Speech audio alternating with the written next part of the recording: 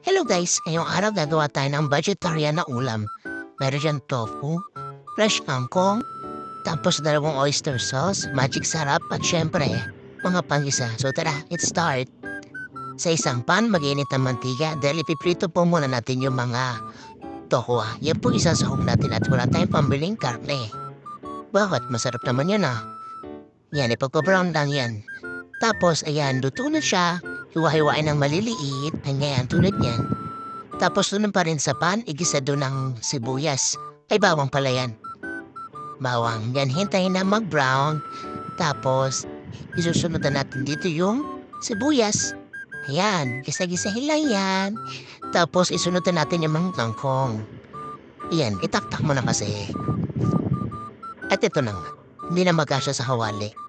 Tapos, hintayin kang na lumambot, ilagay mga pampalasa, oyster sauce, magic sarap. Tapos isunod na rin yung sahog nating pangmalakasan. Yung tofu Ihalo mo yan dyan.